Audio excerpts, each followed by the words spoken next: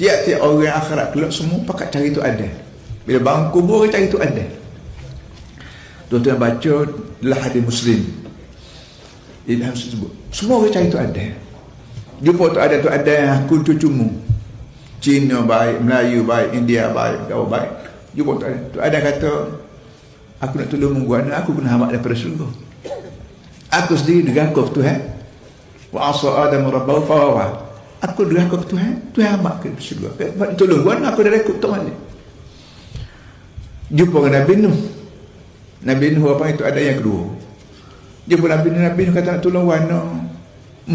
Aku mai ajak mampu habis orang sebuah negeri. Sebuah dunia.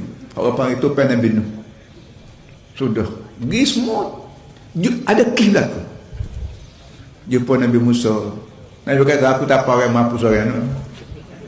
Nabi Musa apa orang. Waktu dia cerita nak Quran dia. Nabi Musa, Nabi Isa. Akhirnya jumpa Nabi Muhammad SAW.